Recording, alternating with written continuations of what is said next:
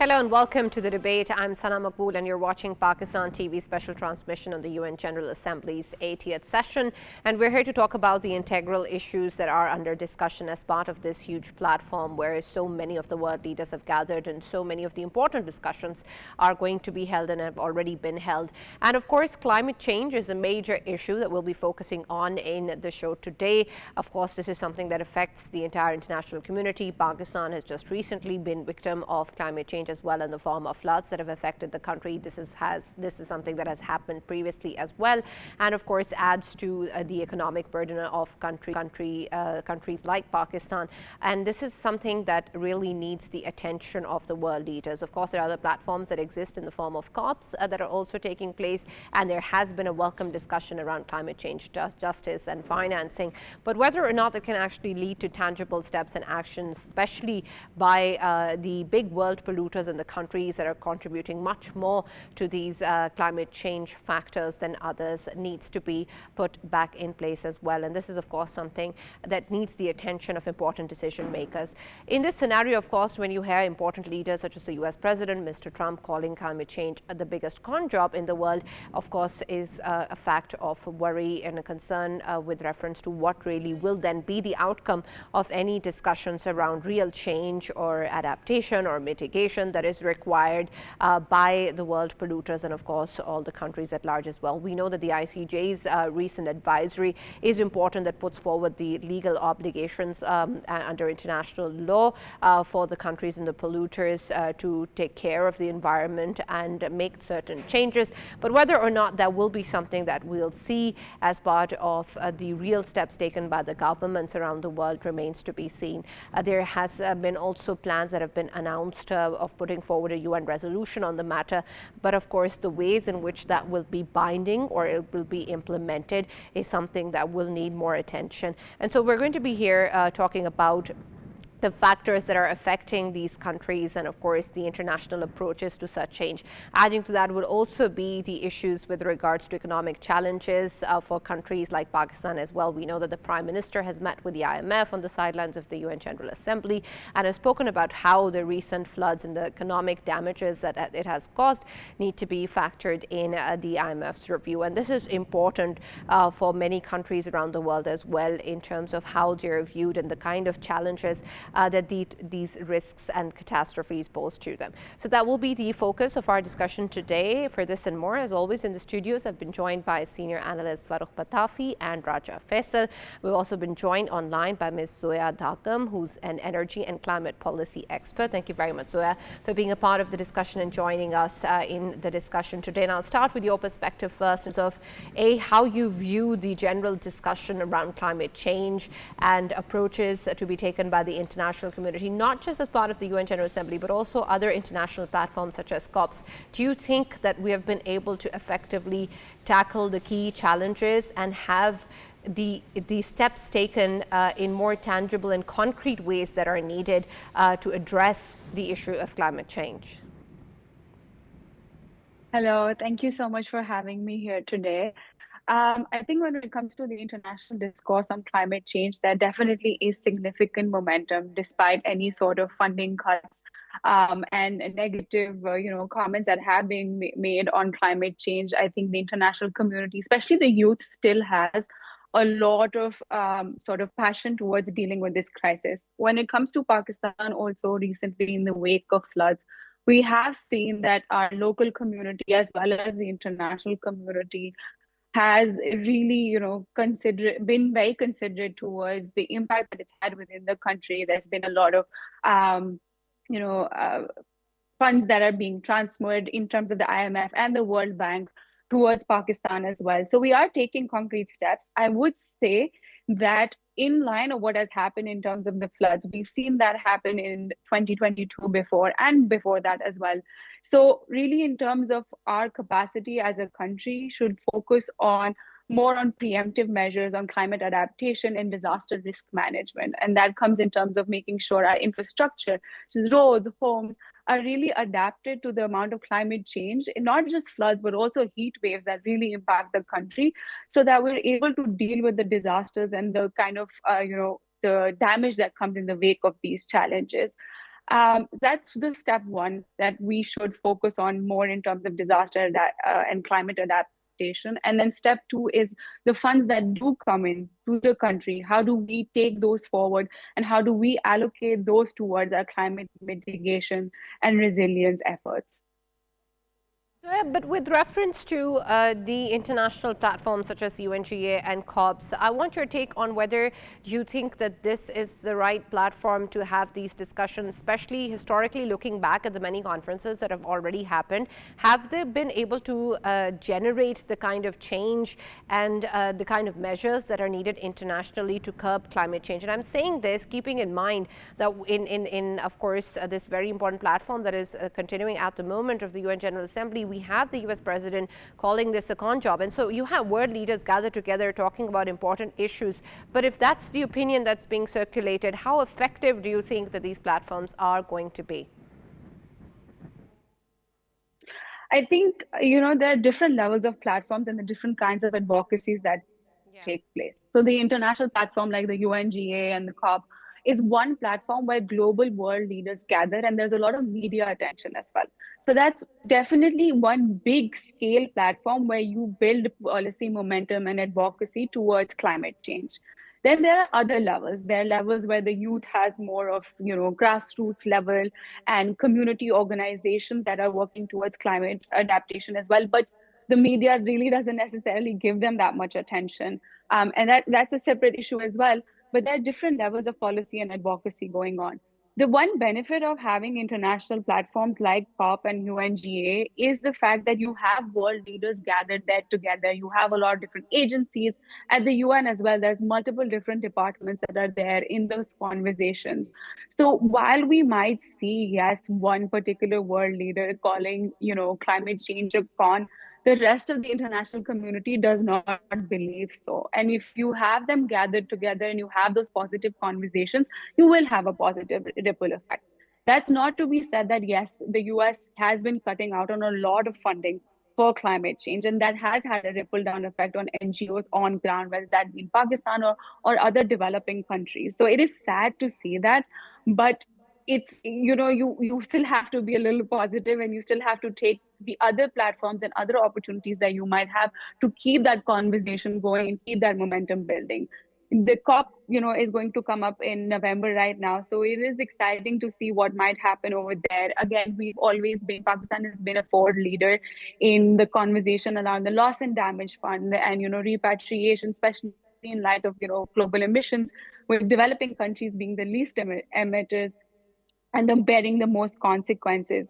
So you have policy leaders gathering there at a bigger platform to, have these strong conversations. While I think there still needs to be more attention given to other NGOs and other community-based organizations that are still working towards climate change efforts. Yes, Zoya, you have rightly pointed out that, of course, the biggest forum of the world is, of course, UNGA, where everyone is coming and there is lots of lip service. And when it comes to lip service from the American side, we know that they haven't been contributing in terms of, fighting the climate change lately. And if we take the example of President Donald Trump, he's open about it that he has nothing to do with it and he doesn't want to contribute at all when it comes to, of course, COPs or anything. Can we say that he might be able to, sit bilaterally with the countries like Pakistan in terms, because Pakistan is one of the lenient, contributors of carbon emissions, whereas when it comes to hazard, Pakistan is one of the top 10 countries that are, of course, facing this threat. And in this context, when there are bilaterals between Pakistan and US, there will be something constructive. But if we talk about, on the World Forum, in the COPs, of course, they won't be contributing at all. But mainly, Pakistan should be focusing on more of a regional blocks like SCO, because very recently in SCO, it was a highlight of the SCO how to counter the menace of climate change. You are very correct. I think there's different, again, there's a layer of geopolitical and international relations also involved when we come to our climate negotiations and climate conversations bilaterally with the US. So I cannot say for sure if, Mr. Trump would give a certain amount of donation to Pakistan in particular, but there have been talks with Pakistan and US relations are developing, particularly in the last few months.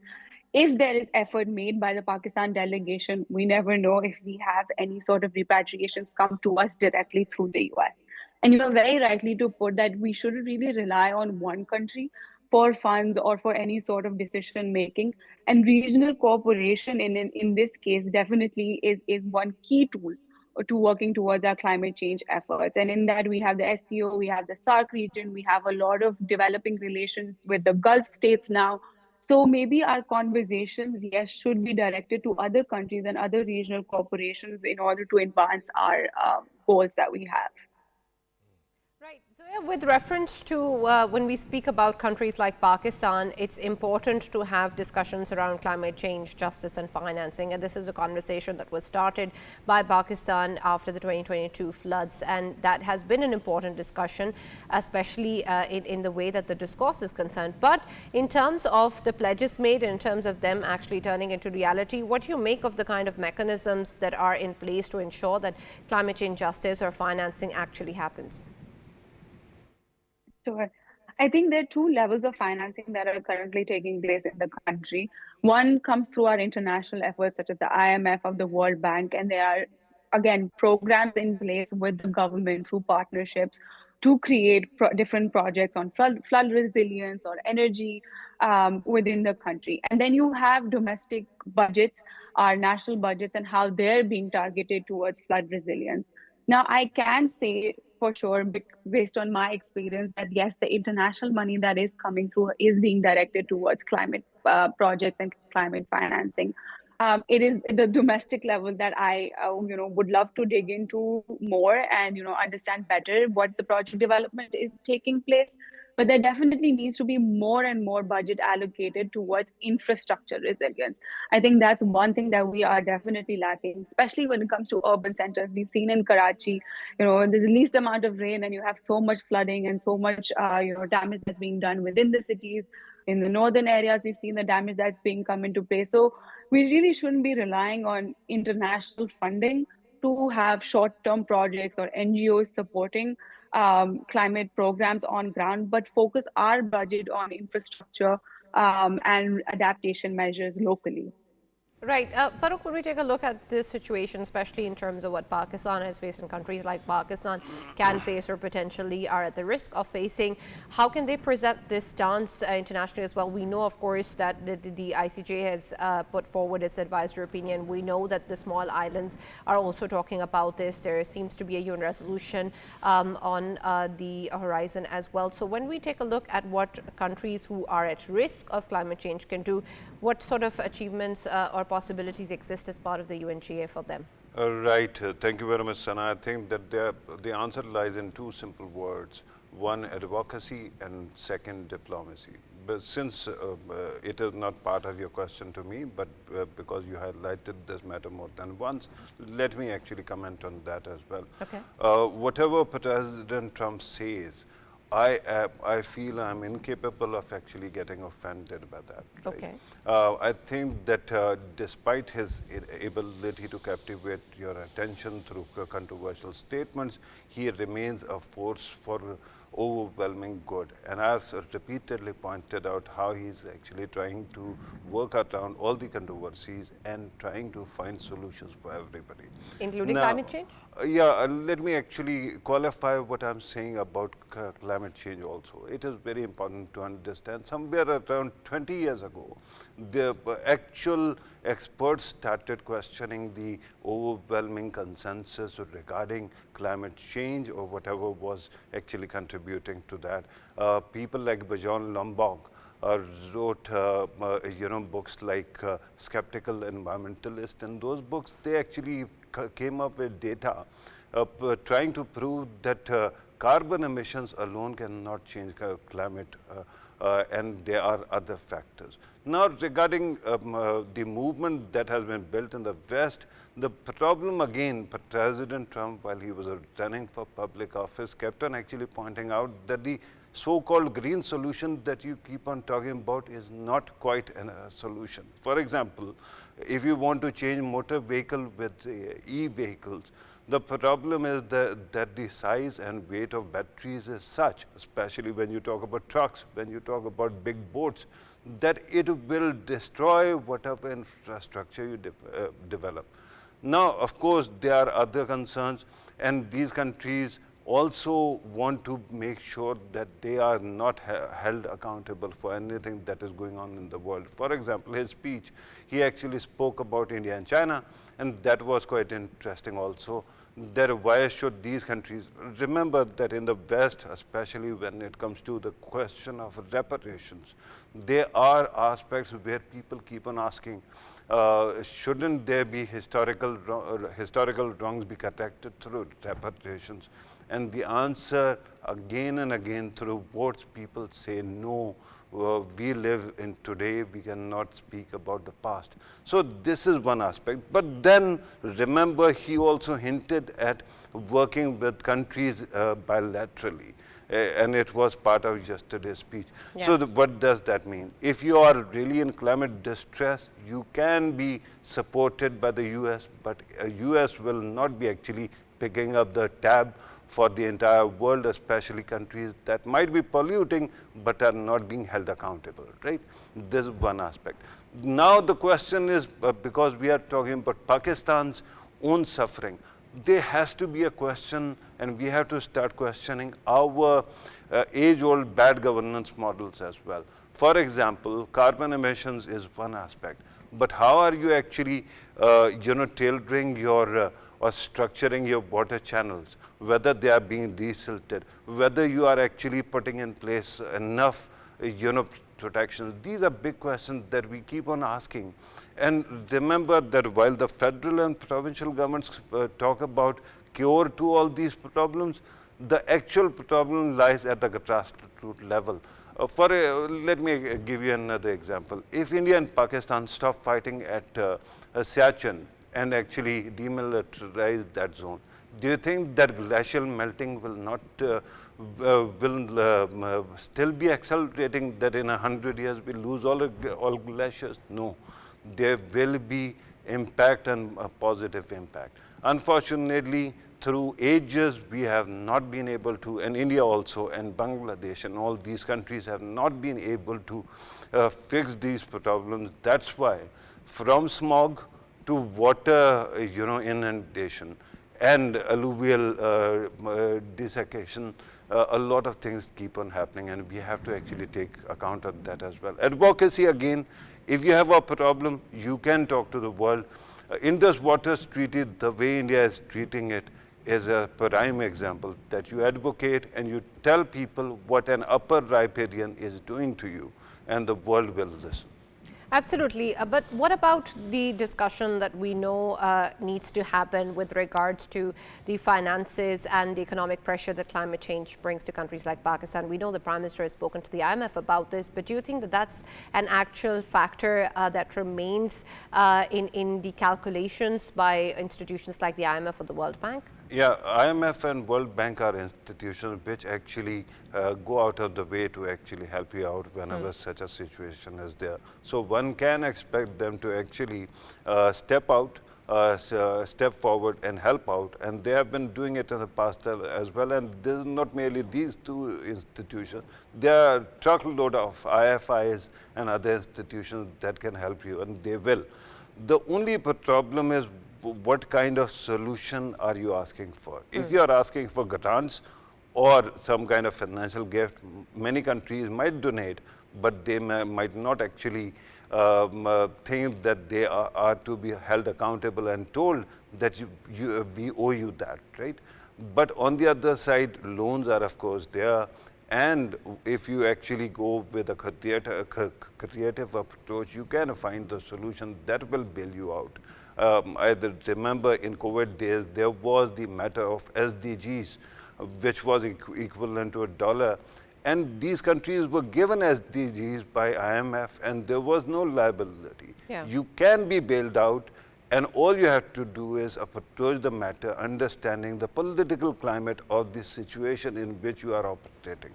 Right. So when we talk about these discussions, an important part of it that came up is also with regards to the damage assessment and the data that needs to be there when we talk about what measures need to be taken, what calculations need to exist, and how actually to approach or address these challenges. Do you think that this is something that countries like Pakistan are fully equipped to achieve, especially when the way that these measures are going to be driven by data? Do you think that we have ample data collection mechanisms or analysis in place to effectively address these challenges? In my time that I've spent researching in the country, we do not have enough data about climate affected people. We do not have any enough sufficient data about energy and how that impacts people. Then when I say particularly also gender disaggregated data, I think gender is a big part of the conversation about how climate and energy affects women and children. Not enough data to take track of that. Household surveys, they really lack the sufficient amount of data to, it's not just about like the amount of population and census gathering, but also different metrics about how climate change and how energy deficiency impacts people. That impact metric is not sufficiently available. And you have other agencies like the World Bank funding such programs to collect data. And it's very important to have that if you are to create any sort of programs, not just to target the exact population and design programs for them, but also to have accountability metrics. So if you are not collecting enough data, you don't know who you're designing the program for, how do you know if it's actually impactful or not? And that kind of adds into that transparency and governance issues that we have in the country when you do design programs, or even if you get the financing for programs. Where does it go? What happens at the end of the day? Those tend to be question marks that we all have because we do not have enough transparency and data collection. And Faisal, this is an important factor, of course, in terms of what can be done within the countries as well. Of course, there's a lot of discussion internationally or the approaches in general that need to be taken. But when we talk about countries like Pakistan who are at the risk of climate change and catastrophes, what is needed on ground in terms of the local solutions or local measures that can be taken to minimize the impact? Yes, and obviously, when we talk about the different institutions, even during the floods, it has been experienced that 1122, the service, it has been outclassed. They have been performing really well. But when it comes to, I would fully agree with Zoya when she is of the view that the data collection, number one, and number two, what to do with that data. And that is the actual problem. I mean, I personally visited back in 2022 the flood-affected Balochistan and flood-affected Sindh province. And in both of the provinces, what I experienced was that the administrative setup, like if we talk about assistant commissioners or deputy commissioners, they had the data, but when it comes to what to do with it, of course, there were lots of scarcities I have been looking around that they are facing. But when it comes to the military, somehow, I don't know why, but it's not their job to be expert on that, but still I found them, working around that data very well.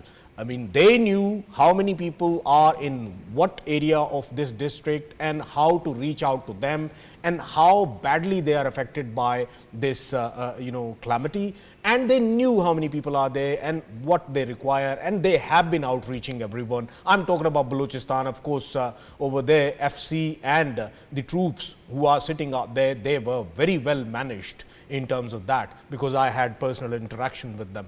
And overall, I think there is a lack of training which is required on the grassroots level of local governments as well. And first of all, of course, local government is supposed to be in place, because that is the one that actually plays the pivotal role in these kind of calamities. Somehow I think we are not heading towards or giving some importance to the local governments, because local government people, they are the ones who are intact with the people on the ground and they know them by name. and probably this is the best way to go around it. Overall, I think when it comes to like these floods or any calamities related to climate change, Yeah. of course we have to have the change on the ground level, grassroots level, and that can only be possible through of course the local government, as well as when it comes to the administrative setups. Assistant commissioners, deputy commissioners, they seriously lack the training how to react to these things. Absolutely. Zoya, I also want your take on that in terms of what you expect countries like Pakistan to be able to do at home.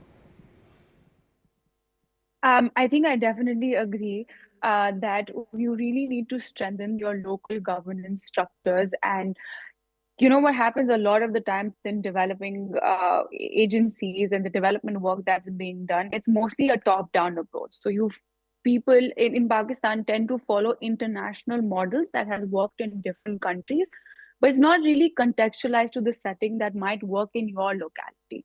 And in that kind of like culmination of bringing that local government to the people who are actually on ground, who are experiencing those realities, join them together is very important. Once you understand how climate has impacted them, you can then design better programs and better facilities for them to be able to deal with the disasters and also take preemptive adaptation measures. A lot of the times what happens in Pakistan is that we do a lot of ad hoc handoffs. We'll like give solar panels, we'll distribute relief packages, we'll distribute ration, but it might not necessarily be what the people need. In the wake of climate change and climate disasters, you need rehabilitation programs, you need livelihood recovery, especially, in our agro-based economy, you have such a large number of people or number of farmers that get affected through it. So it's not just about giving that farmer extra money or it's giving that farmer so some sort of food, but it's also having taking measures in order for them to rehabilitate their livelihoods, to be able to grow food again, to be able to eat that food again. So I think that is a kind of a disconnect that still exists within our development sector and climate programming that really needs to be worked on at a local level. And once you strengthen community organizations and local governments to work together, there can be a communication bridge between them and a programming bridge that can have better effects. I wanted to add in something. This is a very important point which has been highlighted by Zoya when it comes to livelihoods in these current floods which we have been facing in Pakistan. So many people, they lost their livelihoods in terms of livestock, and there were so many who actually got the hold of lots of livestock.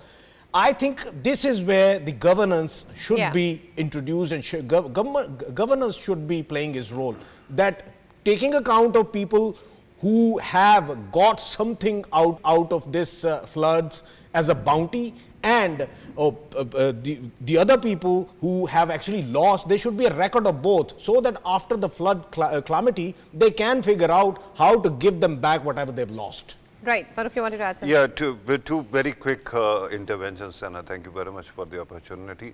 One is regarding numbers and data. Remember that data actually in South Asia exists in silos, but unfortunately what we lack is the ability to connect it together and find a solution based on that.